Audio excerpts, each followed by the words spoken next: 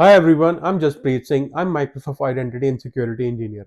Today I'm going to talk about what is external sharing in SharePoint and OneDrive in Microsoft 365 and why it is one of the fastest ways I see data leaks happen. I have heard from many CEOs and owners of the organizations their experience, how the data was leaked, what they did, how they did. They shared their files with anyone through the link in SharePoint and OneDrive. So in this video, I'm going to talk about what is external sharing, why do we need it, and how we can enable it, what are the ways to enable it, and what are the best recommended ways to securely implement it so that our data do not get leaked. What are other factors that we also need to consider while implementing external sharing in the organization. Let's hop on my computer now. I'll try to explain external sharing in very simple terms. Let's talk about what is external sharing. External sharing is something like it allows organizations to share the data externally outside of the organization.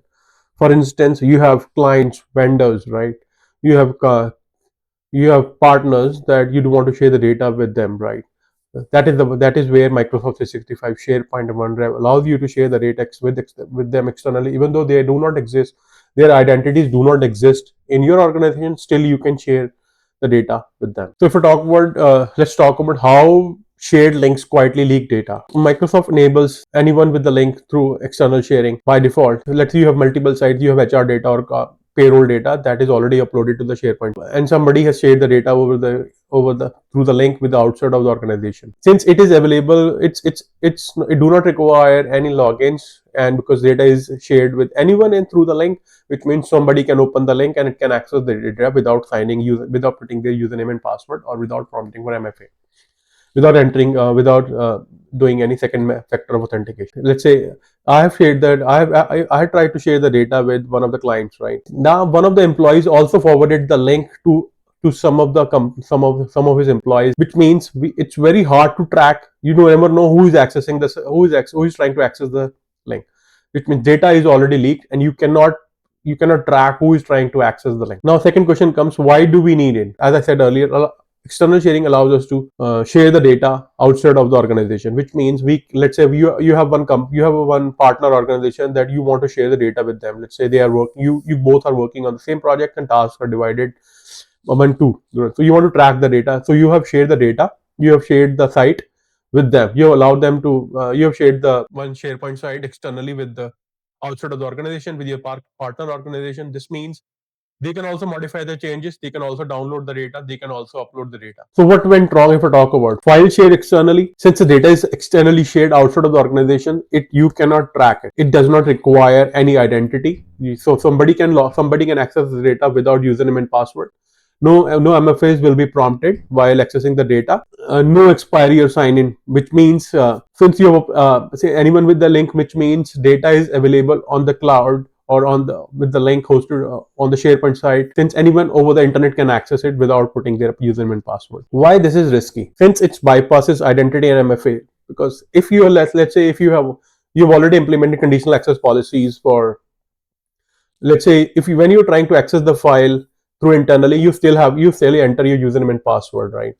However, when we try to share externally, it does not require identity unless you specifically configured it. Since we are talking about external sharing, anyone with the link, since anyone is whole world, right? So it means you have allowed everyone through in the world to can access the link without putting their username and password. No visibility on access. Let's say the links have been forwarded to several users. Who is trying to access the link? Who has downloaded the files? Who has uploaded the file? Who has deleted the file? Let's say if a hacker has got access to the link, and what he would do is he would try to download the file. He would try to upload the file on the dark web. He would try to sell the data on the internet. Let's say you have a payroll site, right? You want you have a payroll site, HR data. You have also uploaded appraisal file that has been also forwarded, shared with externally with the link, which means somebody hacker has got the data and he is trying to sell the data over the internet as well. So this data leak can happen from various ways. Easy to forward. Again, as I said, it's I've already explained. Easy to forward means since it is with the link, no identity is required, no MFA will be prompted. Anyone can access the link. I can forward the link via Slack, Teams. I can forward that email as well to, let's say, also on the internet, or to somebody, some random guy, and he can also forward to a random guy. It's very hard to track. No auditing is there. No control on the access. The real impact is very high, since financial data exposed means, let's say you have payroll, you have very confidential data that has been shared over the internet. It means it's very data leak has happened, and your projection for the next 5 years, 10 years, acquisitions, mergers, everything will be exposed to the internet. That can cause disaster to the company. HR documents leak.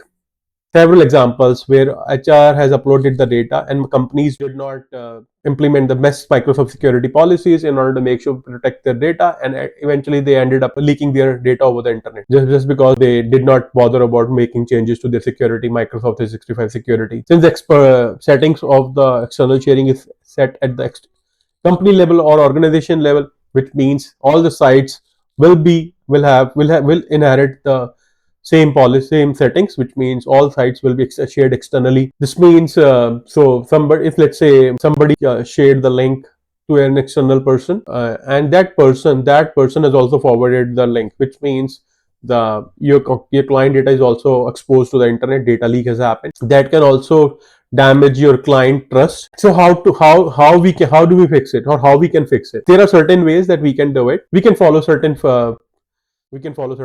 security checks. For instance, disable anyone links. The first and foremost thing, always make sure we disable anyone link, which means at the organization level, if you want to enable it, but at the site level, make sure which site you want to allow externally. Only least, which means make sure only that site is allowed externally, rather than allowing all sites. Your HR confidential data, which should be specifically set to internal only, rather than setting up externally. Require sign-in. Set up a conditional access policy, which means all users access, all kind of access requires them to enter username and password. Also, set expirations. If you still want to share external anyone links, make sure expiration of the links is set up. Let's say 1 month, 2 months, 3 months, 4 months.